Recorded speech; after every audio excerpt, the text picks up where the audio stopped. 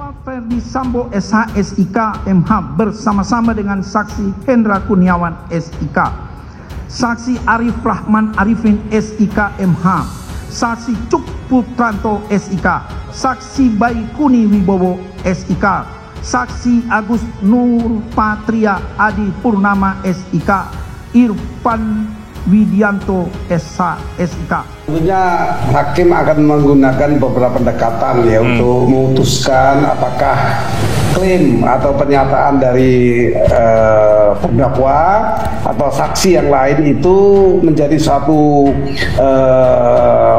alat bukti ya.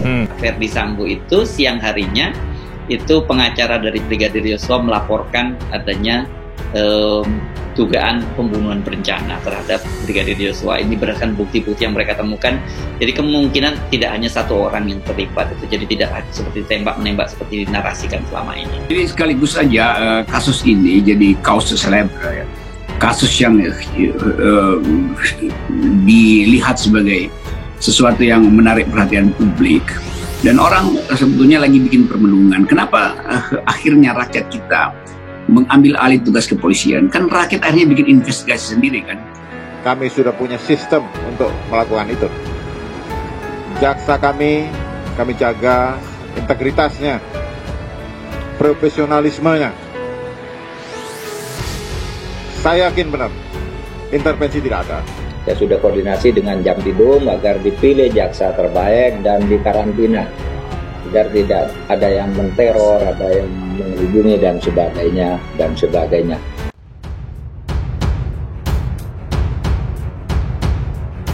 Profil singkat 5 terdakwa kasus Ferdi Sambo yang hari ini mulai disidangkan. Hari ini Senin 17 Oktober 2022, kasus dugaan pembunuhan berencana pada Brigadir J mulai digelar di Pengadilan Negeri Jakarta Selatan. 5 orang bakalan diseret dalam sidang ini sebagai terdakwa. Kelimanya adalah Barada Richard Eliezer, Bribka Riki Rizal, Kuat Ma'ruf Irjen Ferdi Sambo, dan Putri Candrawati, istri dari Ferdi Sambo. Sementara tersangka kasus Ferdi Sambo yang lain yakni Barada E atau Richard Eliezer akan disidang secara terpisah pada Selasa 18 Oktober 2022. Pejabat Humas PN Jakarta Selatan, Ju Yamto, mengatakan pengadilan telah siap mengadili kasus pembunuhan tersebut mulai Senin 17 Oktober 2022.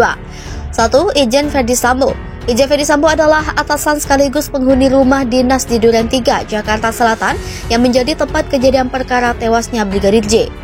Ferdi Sambo menjabat sebagai Kadif Propam Polri sejak 16 November 2020. Ia juga menjadi kepala Satgasus yang kini telah dibubarkan.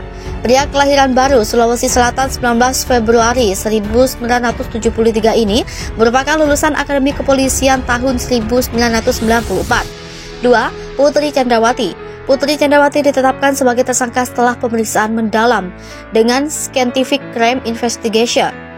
Wanita berusia 49 tahun ini merupakan anak dari seorang pensiunan Jenderal TNI dengan pangkat Jenderal Bintang 1 atau Brigadir Jenderal. Tercatat Putri mengenyam pendidikan kedokteran dan memiliki gelar sebagai dokter gigi. Ia adalah wanita keturunan Bali yang menetap di beberapa lokasi berbeda lantaran mengikuti sang ayah bertugas. Putri pertama kali bertemu dengan sang suami Ferdi Sambo saat sama-sama bersekolah di SMP Negeri 6 Makassar. Sempat berpisah setamat SMP, Sambo dan Putri kembali bertemu di Pulau Jawa, tepatnya saat Sambo sudah menjadi polisi.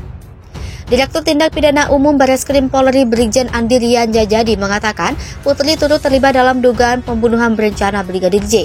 3. Barada Richard Eliezer. Barada Richard Eliezer Pudihang Lumiu alias Barada E adalah tersangka pertama yang ditetapkan Badan Reserse Kriminal Polri. Pria berusia 24 tahun ini berpangkat Bayangkara atau Tamtama di kepolisian. Pangkat ini merupakan pangkat paling rendah dalam struktur kepolisian. Barada E merupakan anggota Polri yang bertugas sebagai sopir Irjen Ferdi Sambo. Menurut Lembaga Perlindungan Saksi dan Korban, Barada E baru mendapat senjata beberapa bulan lalu, tepatnya November 2021 saat bergabung dengan Divisi Propam Polri. Ia juga memiliki kemampuan tembak di tingkat 1 yang artinya masih tergolong biasa saja. Kepala Bareskrim Polri Komjen Agus Andrianto menjelaskan peran Barada E dalam kasus ini adalah sebagai eksekutor penembakan Brigadir J atas perintah Sambo.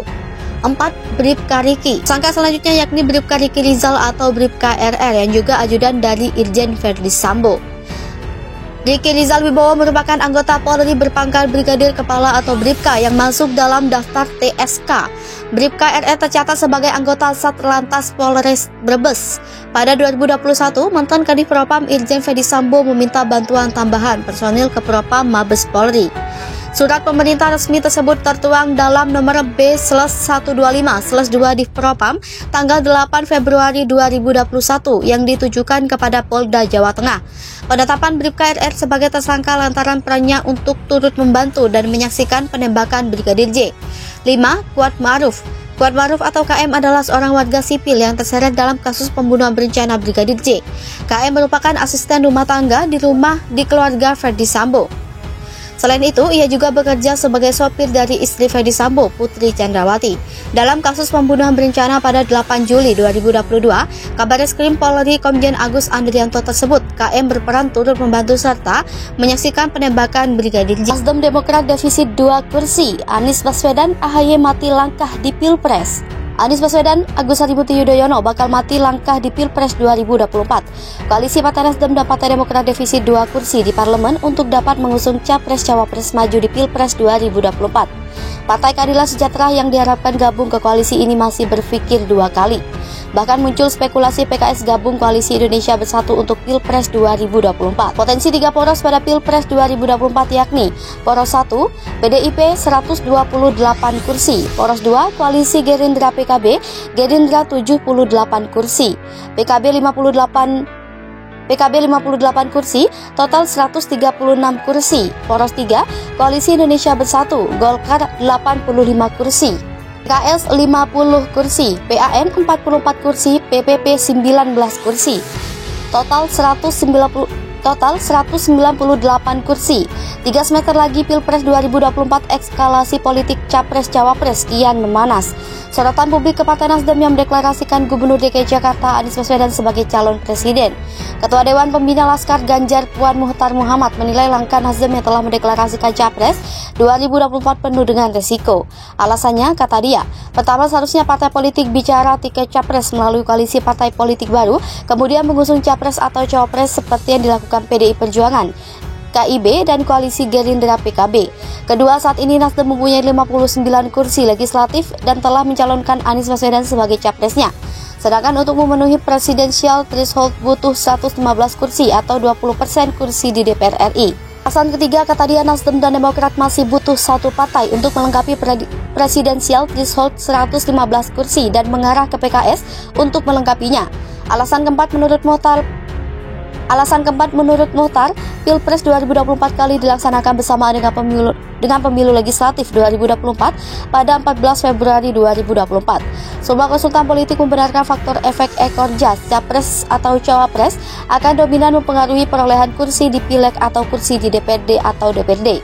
Kelima, bisa untuk PKS ini mengarah untuk bergabung dengan Koalisi Indonesia Bersatu atau KIB dengan kalkulasi suara Golkar 85 kursi, PAN 44 kursi, PPP 19 kursi, dan PKS 50 kursi sehingga total 198 kursi.